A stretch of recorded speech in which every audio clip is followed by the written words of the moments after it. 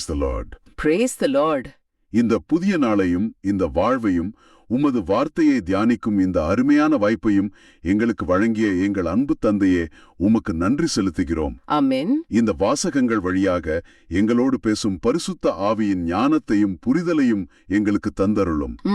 நாங்கள் கேட்பதோடு நின்றுவிடாமல் அதன்படி எங்கள் வாழ்வில் செயல்படும் வரத்தையும் தாரும். இந்த நாளில் எங்களை காணும் ஒவ்வொரு பிள்ளைகளையும் நீர் ஆசீர்வதியும். ஆமாம் ஆண்டவரே. அவர்களுடைய தேவைகளை சந்தியும். சிறப்பாக சகோதரி செல்வராணி அவர்களின் பணிகளையும் அவருடைய தாயாரின் உடல் நலத்தையும் உமது கரங்களில் ஒப்படைக்கிறோம். ஆம் தந்தையே. அவர்களுக்கு தேவையான அருளையும் உடல் வலிமையையும் மன அமைதியையும் தந்து வழிநடத்த வேண்டும் என்று உம்மை மன்றாடுகிறோம். இந்த மன்றாட்டை எங்கள் சகோதரராகிய இயேசுவின் பேரில் முன் வைக்கிறோம் அப்பா. ஆமென். ஆமென். இன்றைய வாசகங்கள் கடவுளோட தேர்வு, அவருடைய இரக்கம், அப்புறம் அந்த தேர்விற்கு நாம் கொடுக்க வேண்டிய மரியாதை, இத பத்தியெல்லாம் ரொம்ப ஆழமா பேசுது. ஆமா. இன்னைக்கு நம்ம பார்க்க போற வாசகத்தோட மைய கருத்தை நல்லா புரிஞ்சுக்க ஒரு சின்ன ஸ்டோரி சொல்றேன், கேளுங்களேன். சொல்லுங்க. ஒரு ஸ்கூல்ல ஒரு பையனை ஒரு டீச்சருக்கு காரணமே இல்லாம பிடிக்கல. எல்லார் முன்னாடியும் அவனை அடிக்கடி திட்டுவாரு, ரொம்ப அவமானப்படுத்துவாரு. ஒரு நாள் அந்த டீச்சர் செஞ்ச ஒரு பெரிய தப்புக்கான ஆதாரம் அந்த பையன் கைக்கு கிடைக்குது. ஓ, அப்படியா? ஆமா. அது அவன் ஹெட்மாஸ்டர் கிட்ட கொடுத்திருந்தா நிச்சயமா அந்த டீச்சரோட வேலை போயிருக்கும். அவனோட ஃப்ரெண்ட்ஸ் எல்லாரும், மச்சான் இதுதான் சான்ஸ், பழிவாங்க அப்படின்னு சொல்றாங்க. ஆனா அந்த பையன் அமைதியா அந்த ஆதாரத்தை கிழிச்சு போட்டுட்டு சொல்றான், அவரு செஞ்சது தப்புதான், ஆனா அவரை தண்டிக்கிறது ஏன் வேலை இல்ல, அதுக்குன்னு ஒருத்தர் இருக்காரு. அருமையான ஒரு ஸ்டோரி. இதுதான் சொல்லப்போனா இன்னைக்கு நாம பார்க்க போற அந்த நிகழ்வோட இதயம். ஒரு எதிரிய வீழ்த்துறதுக்கு சரியான வழி எது? நம்மளோட பலத்தால அவரை அழிக்கிறதா, இல்ல வேற ஏதாவது வழி இருக்கா? கரெக்ட். அந்த ஒரு கேள்விய மனசுல வச்சுக்கிட்டு இன்னைக்கு நாம சாமுவேல் முதல் நூல்ல இருந்து ஒரு பகுதியா ஆழமா பார்க்க போறோம். குயிக்குள்ள என்ன நடந்துச்சுன்னு பாக்குறதுக்கு முன்னாடி கொஞ்சம் அந்த பின்னணிய புரிஞ்சுக்கலாம்னு நினைக்கிறேன். அப்பதான் அந்த நிகழ்வோட தீவிரம் நமக்கு முழுசா புரியும். சரிதான். இங்க 2 பேர் இருக்காங்க. ஒன்னு அரசன் ஷவுல். அவர் இஸ்ரேலோட முதல் அரசன். ஆனா காலப்போக்குல கருவம், பொறாம, ஒரு பாதுகாப்பின்மைன்னு பல விஷயங்கள் அவர் ஆட்கொள்ளுது. இன்னொரு பக்கம் தாவீது. ஆமா, தாவீது. கோலியாத்தை வீழ்த்தின ஒரு சின்ன பையன் இப்ப மக்களோட ஹீரோ. அவரோட புகழ கண்டு ஷவுலுக்கு பயங்கரமான பொறாம. தாவீது தன்னோட சிம்மாசனத்தை பறிச்சிடுவாருன்னு ஒரு விதமான ஒரு பயத்துல இருக்காரு. மிக சரியா சொன்னீங்க. அதனால ஷவுல் தன்னோட முழு ராணுவ பலத்தையும் பயன்படுத்தி தாவீத வேட்டையாட ஆரம்பிக்கிறார். தாவீது ஒரு குற்றமும் செய்யல. ஆனா அவர் ஒரு அகதி மாதிரி தன் நண்பர்களோட மலைகளிலும் குகைகளிலும் ஒளிஞ்சு வாழ வேண்டிய நிலைக்கு தள்ளப்படுறார்.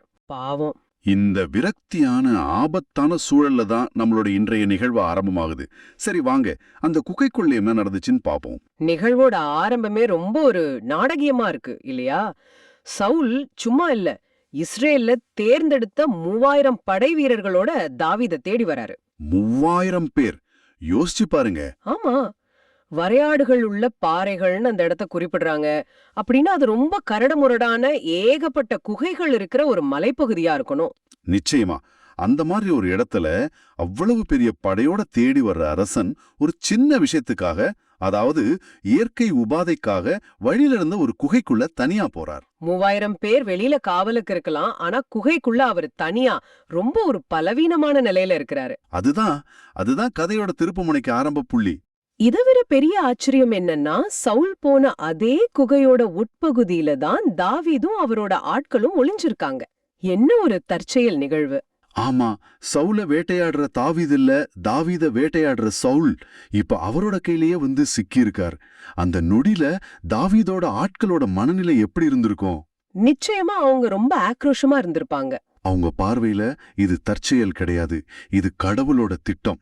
அவங்க உடனே தாவீது கிட்ட சொல்றாங்க, இதோ உன் எதிரியை உன்னிடம் ஒப்புவிப்பேன், உன் விருப்பத்தின்படி அவனுக்கு செய்னு ஆண்டவர் சொன்ன நாள் இதுனா அப்படின்னு சொல்லி தாவீத உற்சாகப்படுத்துறாங்க. அவங்க சொல்றதுலயும் ஒரு நியாயம் இருக்கு. இவ்ளோ நாள் பட்ட கஷ்டம், அவமானம் எல்லாத்துக்கும் முடிவு கட்டுறதுக்கு கடவுளே ஒரு வாய்ப்பை ஏற்படுத்தி கொடுத்திருக்காருன்னு அவங்க நம்புறாங்க. ஆமா, ஒரு ராணுவ வீரனோட பார்வையில பார்த்தா இதுதான் சரியான மூவ். எதிரிய வீழ்த்துறதுக்கு இதை விட ஒரு நல்ல சந்தர்ப்பம் கிடைக்கவே கிடைக்காது. அந்த உச்சக்கட்ட அழுத்தத்துல அவரோட ஆட்கள் எல்லாரும் அவரை சுத்தி நின்னு, தலைவரே இதுதான் நேரம்னு சொல்ற அந்த அழுத்தத்தை நம்மால உணர முடியுது. அப்போ தாவீது என்ன செஞ்சாரு? அவர் சவுல கொல்லல, யாருக்கும் தெரியாம மெதுவா தவழ்ந்து போய் சவுலோட மேலங்கியோட தொங்கல, அதாவது அந்த அங்கியோட ஓரத்துல இருக்கிற ஒரு சின்ன துணியை மட்டும் அறுத்துட்டு வர்றார். உயிரை எடுக்கிற வாய்ப்பை விட்டுட்டு ஒரு துண்டு துணியை மட்டும் வெட்டிட்டு வர்றாரா? இதுவே ஆச்சரியம்தான். ஆனா இதை விட பெரிய ஆச்சரியம் அதுக்கப்புறம் தான் நடக்குது. என்னது அது? அந்த வாசகம் சொல்லுது, தாவீது சவுலின் தொங்கலை அறுத்த பின் அதற்காக மனம் வருந்தினார். என்னது? ஒரு நிமிஷம்.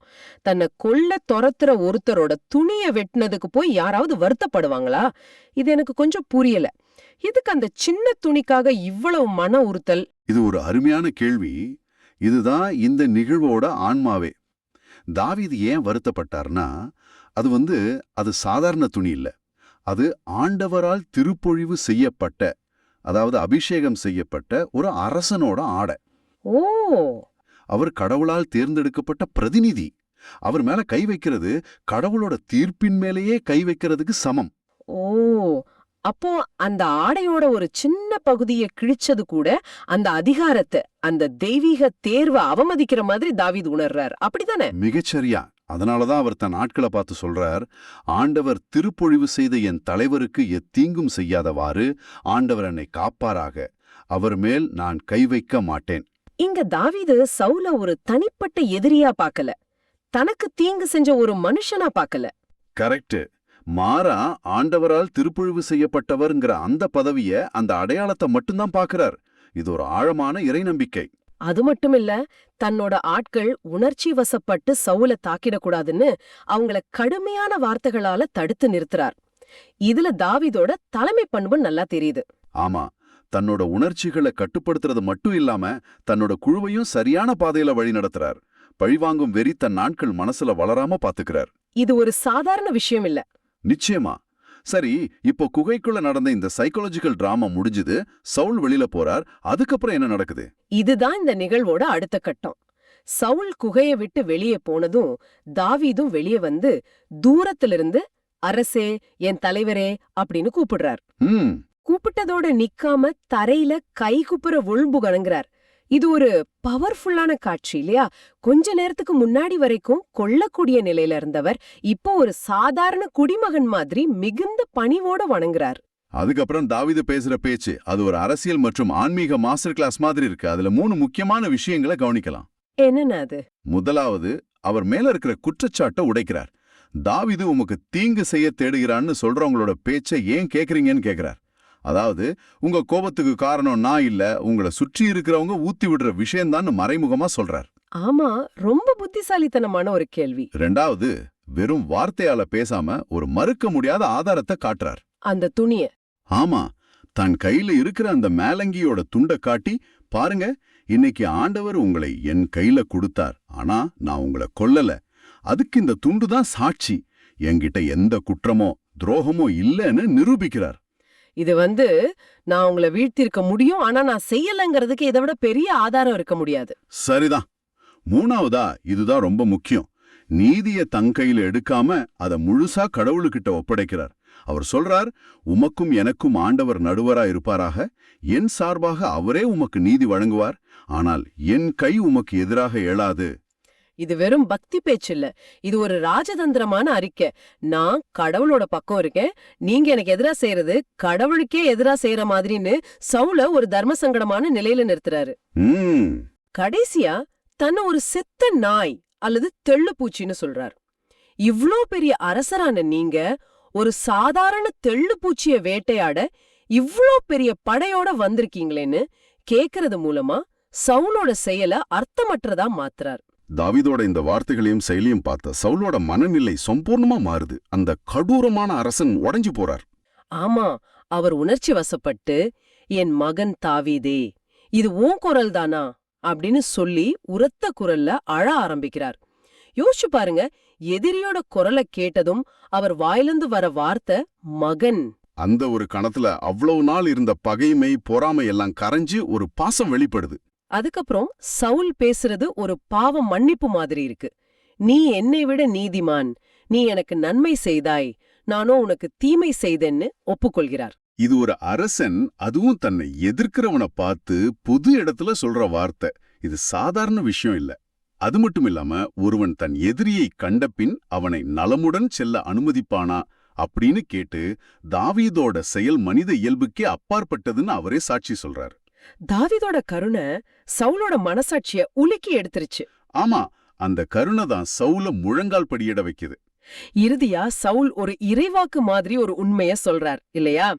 நீ திண்ணமாய் அரசனாவாய் என்றும் இஸ்ரேலின் அரசை நீ உறுதிப்படுத்துவாய் என்றும் இப்போது நான் அறிகிறேன். அதுதான் இந்த நிகழ்வோட உச்சகட்டம். தாவீது கொல்ல துரத்துன சவுலோட வாயாலேயே நீதான் அடுத்த அரசன்னு கடவுள் சொல்ல வைக்கிறார். ஒருவேளை தாவீது தான் ஆட்கள் சொன்னதை கேட்டு அன்னைக்கு சவுல கொன்றிருந்தா என்ன நடந்திருக்கும்? அவர் ஒரு புரட்சியாளரா, அதிகாரத்துக்காக அரசரை கொன்றவரா பார்க்கப்பட்டிருப்பார். உள்நாட்டு கழகம் வந்திருக்கலாம். ஆனா அவர் பழிவாங்கும் வாய்ப்பை இறைவனுக்காக விட்டு கொடுத்தப்போ இறைவன் அவர் எதிரியோட வாயாலேயே அவர் அரசனா அறிவிக்கிறார். தாவீதோட கருணை அவரோட வாளை விட சக்தி வாய்ந்த ஆயுதமா மாறுது. அவர் ஒரு போரை ஜெயிக்காமலேயே ஒரு ராஜ்யத்தை ஜெயிக்கிறார். ஆமா, இந்த நிகழ்வு நம்முடைய வாழ்க்கைக்கும் ரொம்ப பொருத்தமா இருக்குது. எப்படி? பழி வாங்கறதுக்கு ஒரு வாய்ப்பு நம்ம கைக்கு வரும்போது நம்ம தாவீத போல இறைவனோட நீதிக்கு விட்டு கொடுக்கறோமா, இல்ல நம்ம கையாலேயே நீதியை நிலைநாட்ட முயற்சி பண்றோமா? இதுதான் இந்த வாசகம் நம்ம கிட்ட கேட்கிற முக்கியமான கேள்வி. ஆமா, நம்முடைய அன்றாட வாழ்க்கையில நம்மள காயப்படுத்துறவங்க, நமக்கு துரோகம் செய்யறவங்க, அவங்க ஏதோ ஒரு விதத்துல நம்ம முன்னாடி பலவீனமா நிக்கிற தருணங்கள் வரலாம். ஒரு சின்ன வார்த்தையில அவங்கள பழி வாங்கலாம், ஒரு சின்ன செயல்ல அவங்கள அவமானப்படுத்தலாம். அந்த மாதிரி நேரத்துல நாம தாவீதை போல நடந்துக்கிறோமா, இல்ல தாவீதோட ஆட்களை போல பழிவாங்க துடிக்கிறோமா நம்மை நாமே சோதிச்சு பார்க்க இந்த நிகழ்வு ஒரு வாய்ப்பு கொடுக்குது. நமக்கு தீங்கு செய்யறவங்க கூட ஆண்டவரால ஒரு குறிப்பிட்ட இடத்துல ஒரு குறிப்பிட்ட காரணத்துக்காக வைக்கப்பட்டிருக்கலாம். அவங்கள தண்டிக்கிறத விட அந்த சூழல்ல நாம எப்படி இறைவனுக்கு பிரியமானவங்களா நடந்துக்கிறோம் என்பதைத்தான் இறைவன் பார்க்கிறார். சரிதான். தாவீதோட பொறுமை, இறை நம்பிக்கை, பணிவு எல்லாவற்றுக்கும் மேல அவரோட கருணை தான் அவருக்கு இஸ்ரேலோட சிம்மாசனத்தை பெற்று தந்தது. இந்த மனநிலையில அந்த போராட்டத்துக்கு மத்தியில தாவீது எப்படி உணர்ந்தார், அவருடைய உண்மையான பலம் எங்கிருந்து வந்துச்சுங்கிறத திருப்பாடல் 57 ரொம்ப அழகா காட்டுது இல்லையா? ஆமா, இந்த திருப்பாடல் தாவீது சவுலுக்கு பயந்து குகையில இருந்தபோது எழுதினதுன்னு சொல்லுவாங்க. இதோட பல்லவியே ரொம்ப சக்தி வாய்ந்தது. கடவுளே எனக்கு இறங்கும், எனக்கு இறங்கும். ஆமா, இந்த பல்லவியிலே ஒரு ஆழமான தேடல் இருக்கு. எனக்கு இறங்கும்னு ஒரு தடவை சொல்லாம 2 தடவை சொல்றதுக்கு ஒரு காரணம் இருக்கும் இல்லையா? நிச்சயமா. இது சும்மா ஒரு கோரிக்கை மாதிரி இல்ல. ஜெபிக்கிறவங்களோட உள்ளத்துல இருக்கிற அந்த அவசர தேவையையும் ஒரு விதமான தவிப்பையும் காட்டுது. அப்போ இது வெறும் மன்னிப்புக்கான மன்றாட்டு இல்ல. அதையும் தாண்டி இது நான் ஒரு பெரிய ஆபத்துல இருக்கேன், எனக்கு உடனடி உதவி தேவை, உங்களை தவிர எனக்கு வேற யாரும் இல்ல அப்படின்னு கடவுள் மேல முழு நம்பிக்கை வச்சு கேட்கிற ஒரு தாகமான அழைப்பு. அருமை. வசனம் 1. கடவுளே எனக்கு இறங்கும், எனக்கு இறங்கும், நான் உம்மிடம் தஞ்சம் புகுகின்றேன். இடர் நீங்கும் வரை இரக்கங்களின் நிழலையே என் புகலிடமாக கொள்வேன். இதுல தஞ்சம் புகுகின்றேங்கிற வார்த்தை ரொம்ப முக்கியம். ஆமா, இது ஏதோ தற்காலிகமா போய் ஒளிஞ்சிக்கிறது மாதிரி இல்ல. இது ஒரு முழுமையான அர்ப்பணம். எனக்கு வேற எங்கேயும் பாதுகாப்பு கிடையாது, நீங்க மட்டும்தான் என் ஒரே புகலிடம்னு சொல்லி தன்னை முழுசா கடவுள்கிட்ட ஒப்படைக்கிற ஒரு நிலை. தன்னோட சொந்த பலத்தையோ அறிவையோ நம்பாம முழுசா சரணடைகிறது. அதேதான், அந்த சரணாகதி தான் இங்க முக்கியம். அந்த வரியோட தொடர்ச்சி இன்னும் அழகா இருக்கு. இடர் நீங்கும் வரை இரக்கங்களின் நிழலையே என் புகலிடமாக கொள்வேன். இது கேட்கவே ஒரு ஆறுதலா இருக்கு. ஆமா, அதாவது பிரச்சனை உடனே தீர்ந்துடும் இங்க சொல்லப்படல. அந்த புயல் நிக்கிற வரைக்கும் நான் உங்க நிழல்ல காத்திருப்பேன். மிகச்சரியான பார்வை.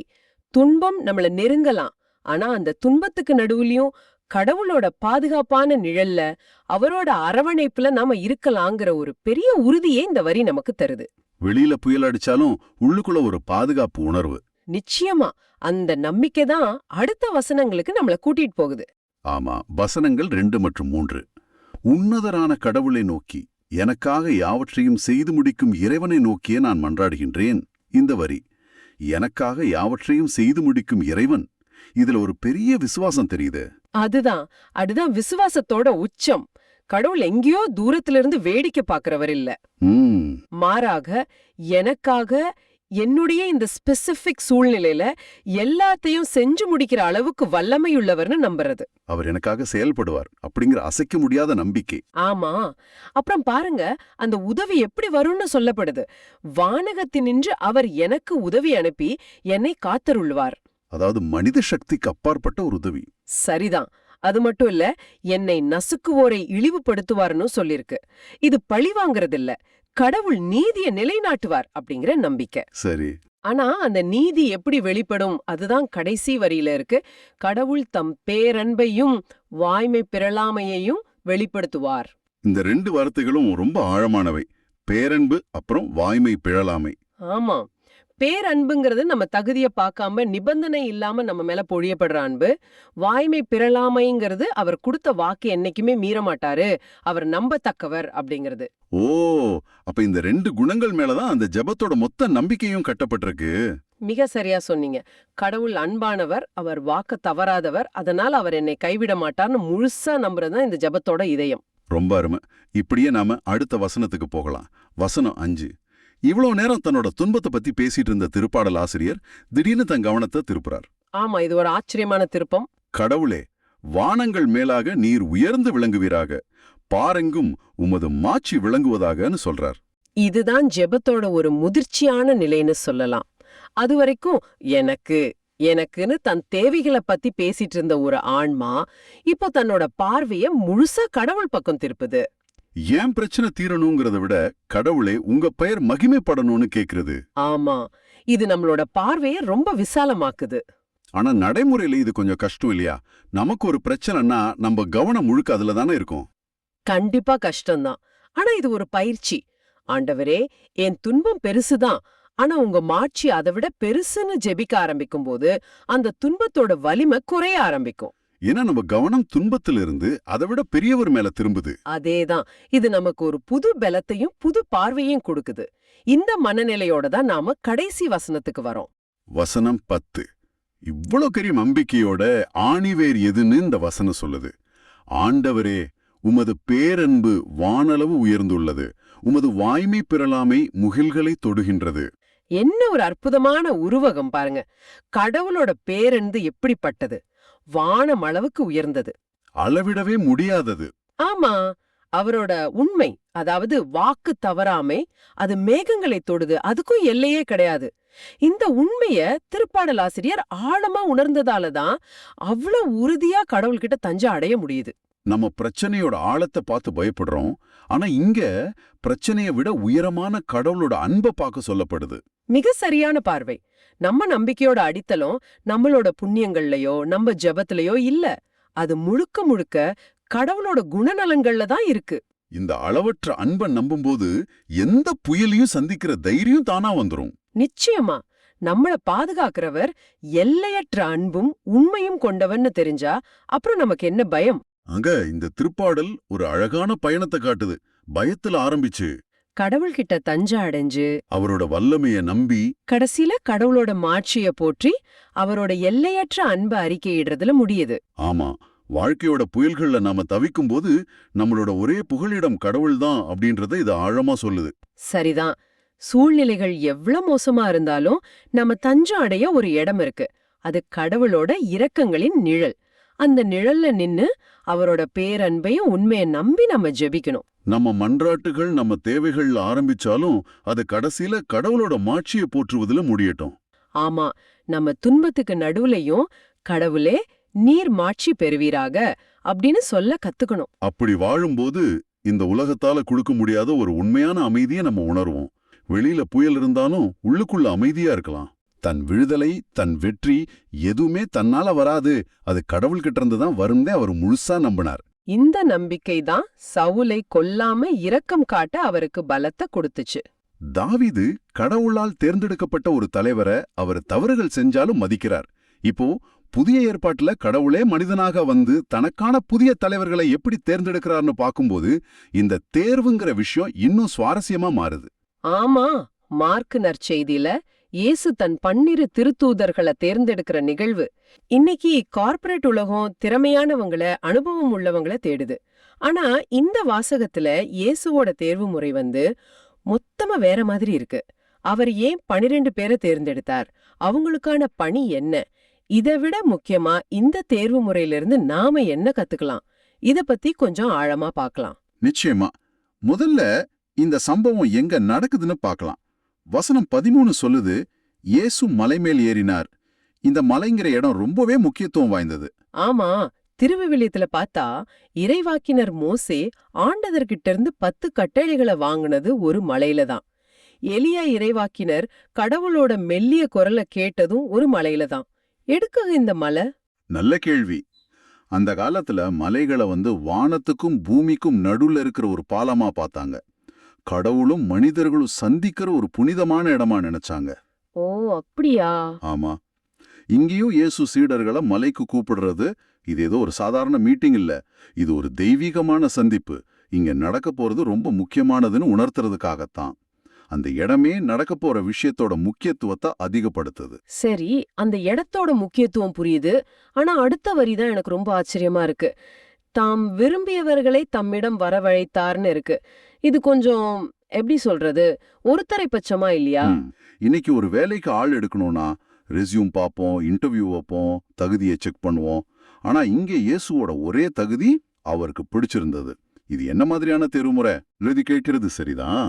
இன்றைய உலக பார்வைக்கு இது விசித்திரமா தெரியலாம். ஆனா இதுதான் இந்த தேர்வோட அடிப்படையே. இது தகுதியை பார்த்து நடந்த தேர்வு இல்ல, இது இறையாண்மை உள்ள ஒரு தேர்வு. இறையாண்மை உள்ள தேர்வா? அதாவது நான் உன்னை தேர்ந்தெடுக்கிறேன் ஏன்னா நான் உன்னை விரும்புகிறேன் அப்படிங்கிற அடிப்படையில அமைஞ்சது. இதுக்குள்ள ஒரு ஆழமான செய்தி இருக்கு. நம்ம வாழ்க்கையிலயும் அப்படிதான். நாம தகுதியானவங்க என்பதற்காக கடவுள் நம்மளை தேர்ந்தெடுக்கல. அவர் நம்ம மேல அன்பு வச்சதால, நம்ம விரும்பியதால தேர்ந்தெடுத்திருக்கார். இது நமக்குள்ள திறமையை பற்றியதில்ல, அவருடைய கிருபையை பற்றியது. அப்போ இது நீ எவ்ளோ திறமையானவன்னு பார்க்காம உன்னை வச்சு நான் என்ன செய்ய முடியும்னு பாக்குறேங்கிற மாதிரி இருக்கு. சரி, அப்படி தேர்ந்தெடுத்தவங்களை வச்சு என்ன செய்ய போறார்? வசனங்கள் 14-15ல அவங்களுக்கான ஜாப் டிஸ்கிரிப்ஷனை ரொம்ப தெளிவா சொல்றாரு இல்லையா? ஆமா, அதுல 3 முக்கியமான காரணங்கள் இருக்கு. அதுல முதல் காரணம், முதல் மற்றும் மிக முக்கியமான காரணம் தம்மோடு இருக்க. இதுதான் எல்லாத்துக்கும் அடித்தளம். பல நேரங்கள்ல நாம கடவுளுக்காக ஏதாவது செய்யணும்னு துடிக்கிறோம். ஆனா ஆண்டவர் நம்ம கிட்ட இருந்து முதல்ல விரும்புறது நாம அவரோடு இருக்கணுங்கிறது தான். இருக்கணும். ஆமா, ஒரு மாணவனை போல அவரோட தங்கி, அவரோட பயணம் செஞ்சு, அவரோட பழக்க வழக்கங்கள், அவரோட நோக்கம் எல்லாத்தையும் உள்வாங்கிக்கிறது தான் முதல் படி. இது ரொம்ப சுவாரஸ்யமா இருக்கு. அதாவது செயலுக்கு முன்னாடி உறவு, பீயிங் பிஃபோர் டூயிங். நாம ஒரு கம்பெனியோட பிராண்ட் அம்பாசிடர் ஆகணும்னா முதல்ல அந்த கம்பெனியை பத்தியும் அதோட தயாரிப்புகளை பத்தியும் நல்லா தெரிஞ்சுக்கணும் இல்லையா? கரெக்ட். அந்த மாதிரி இயேசுவை பத்தி பேச போறதுக்கு முன்னாடி முதல்ல இயேசுவோட இருக்கணும். அந்த உறவுல இருந்து தான் உண்மையான பணி பிறக்கும். மிகச்சரியா சொன்னீங்க. அந்த உறவு இல்லாம செய்யற பணி வெறும் வேலையா, ஒரு சடங்கா மாறிடும். அதுல உயிர் இருக்காது. அந்த முதல் படியான உறவுக்கு அப்புறம் தான் இரண்டாவது நோக்கம் வருது. நற்செய்தியை பறைசாற்ற அனுப்பப்பட. ஆமா, பாத்தீங்களா? முதல்ல இருப்பது, அப்புறம் தான் அனுப்பப்படுவது. இயேசுவோட இருந்ததால கிடைச்ச அனுபவத்தை மீட்பின் செய்தியா மத்தவங்களுக்கு சொல்றதுக்காக அவங்கள அனுப்புறார். அதாவது அவங்க ஏதோ ஒரு கோட்பாட்டை பரப்பல, அவங்க வாழ்ந்த ஒரு நபரை அறிமுகப்படுத்தினாங்க. அவங்க வார்த்தைகள்ல அவங்களுடைய அனுபவம் இருந்துச்சு. அதனாலதான் அது சக்தி வாய்ந்ததா இருந்துச்சு. சரி, மூணாவது நோக்கம் இன்னும் பவர்ஃபுல்லா இருக்கு. பேய்களை ஓட்ட அதிகாரம் கொடுக்க. ஆமா, இது இன்றைய காலகட்டத்துல சிலருக்கு புரிஞ்சுக்க கஷ்டமா இருக்கலாம். பேய்களை ஓட்டுறதுன்னா என்ன? ஆமா, இந்த வார்த்தையை அப்படியே எடுத்துக்கிட்டா கொஞ்சம் குழப்பமா இருக்கலாம். ஆனா இதோட ஆழமான அர்த்தம் என்னன்னா, அவங்களுடைய பணி வெறும் வார்த்தைகளோட நின்னுடல, அது செயலிலும் அதிகாரத்திலும் வெளிப்பட்டது. பேய்கள்ங்கிறது அன்றைய காலகட்டத்துல தீமையின் உருவகமா பார்க்கப்பட்டது.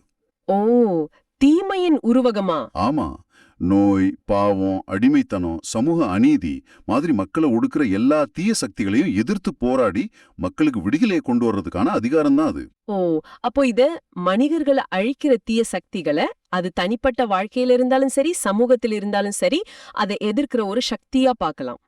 இந்த அதிகாரம் அவங்களுக்குள்ள இருந்து வரல, அது அவங்களோட இருந்த இயேசு கிட்ட இருந்து வந்தது. தம்மோடு இருக்க என்ற முதல் நோக்கத்தோட நேரடி விளைவுதான் இந்த அதிகாரம். அப்படியா? இயேசுவோட நாம எவ்வளவு நெருக்கமா இருக்கோமோ அந்த அளவுக்கு தீமையை எதிர்க்கிற ஆற்றல் நமக்கு கிடைக்கும். அப்போ இயேசுவோட திட்டம் ரொம்ப தெளிவா இருக்கு.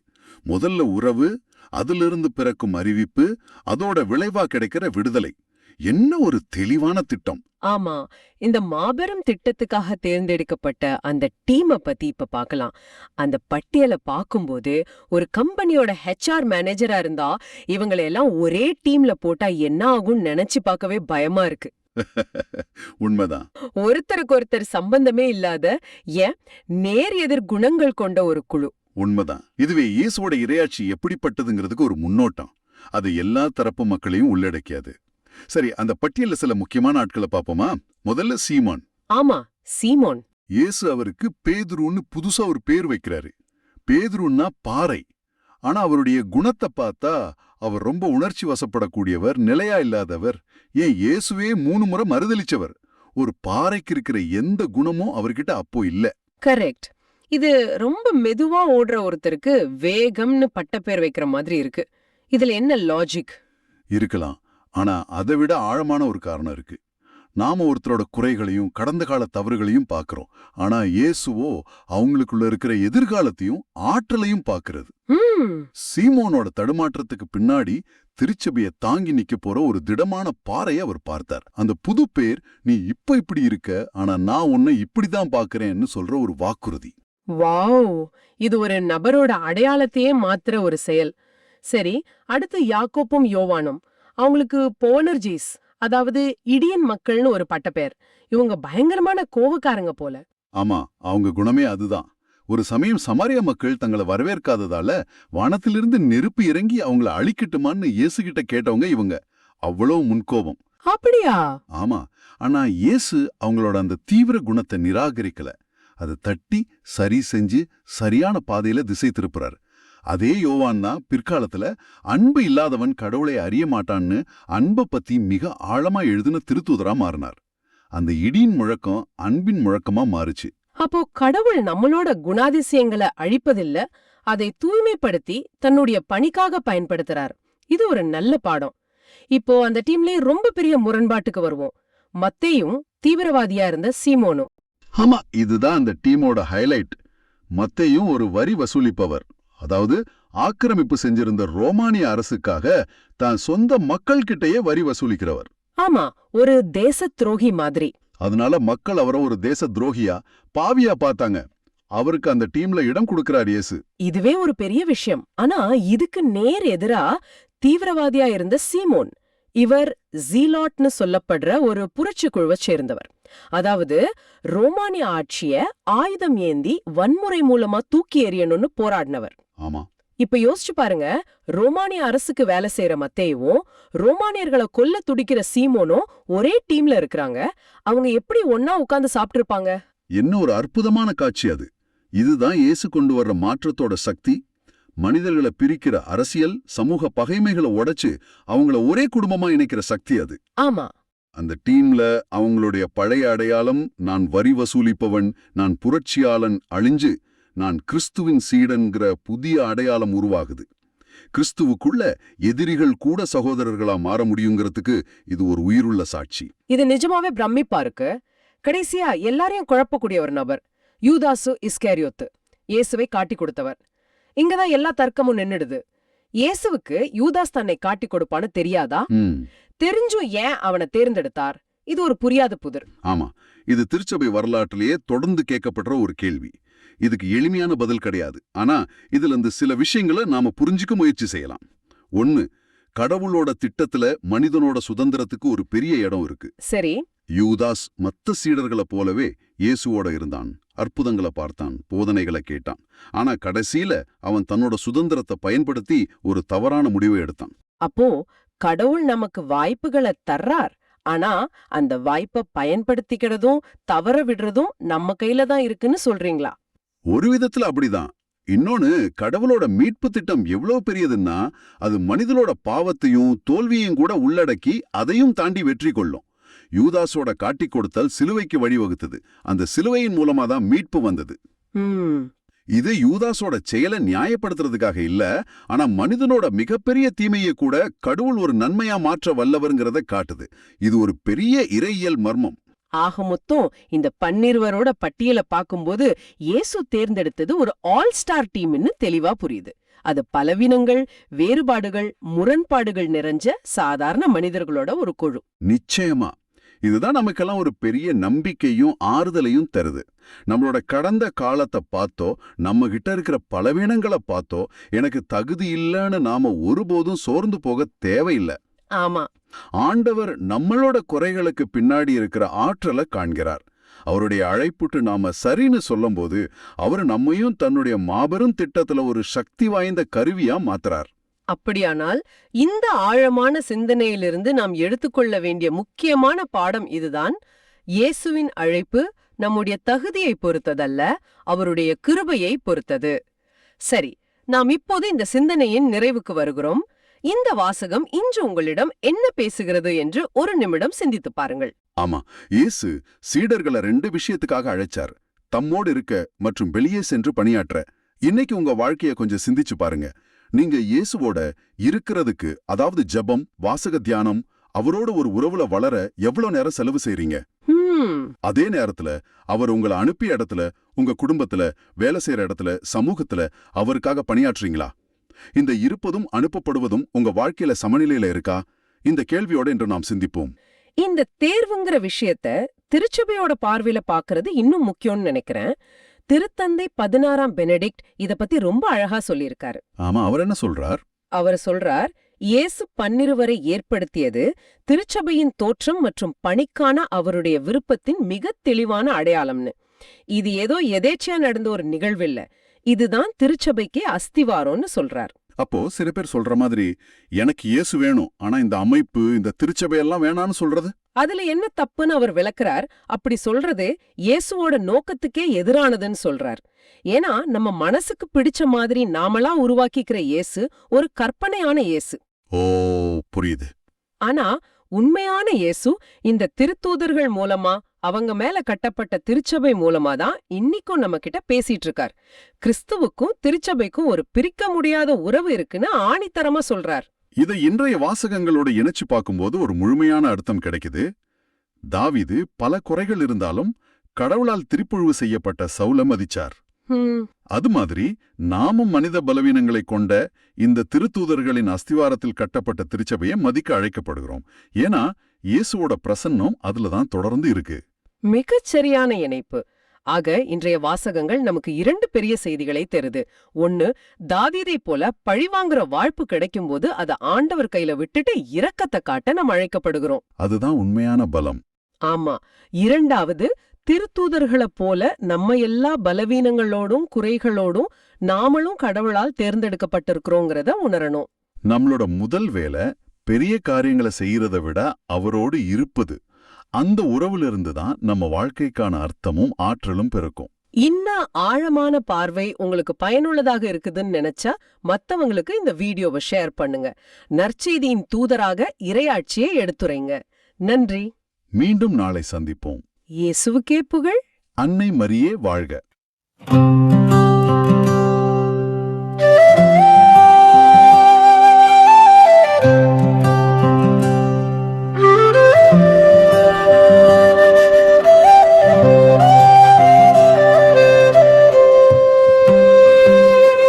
கடவுளே, எனக்கு இறங்கும், எனக்கு இறங்கும். கடவுளே, எனக்கு இறங்கும், எனக்கு இறங்கும்.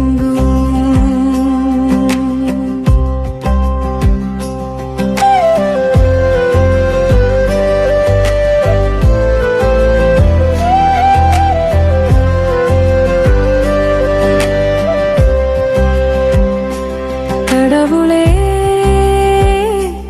எனக்கு இறங்கும், எனக்கு இறங்கும்.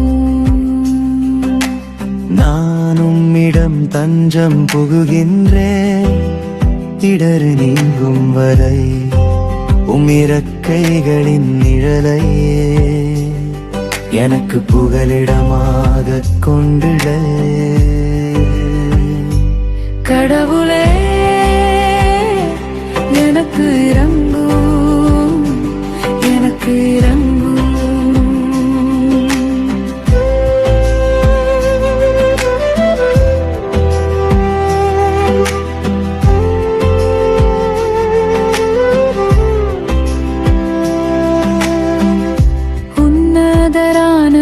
கடவுளை நோக்கி எனக்காக யாவையும் செய்து முடிக்கும் இறைவனை நோக்கியே நான் மன்றாடுகின்றேன். வானகத்தினின்று அவர் எனக்கு உதவி அனுப்பி என்னை காத்தருள்வார்.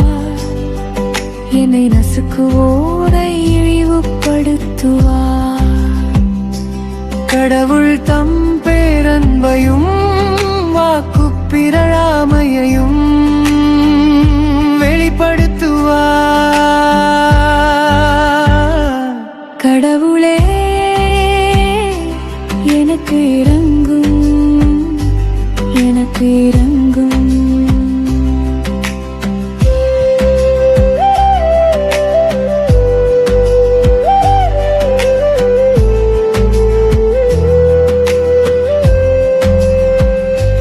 கடவுளே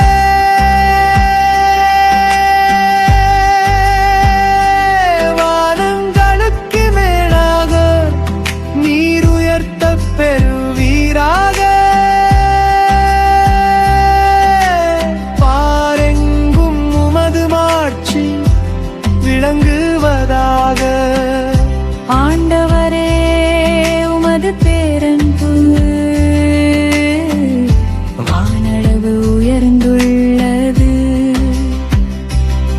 உமது வாக்கு பிறழாமை எரின்றது தொடரின்றது. கடவுளே எனக்கு இறங்கும், எனக்கு இறங்கும்.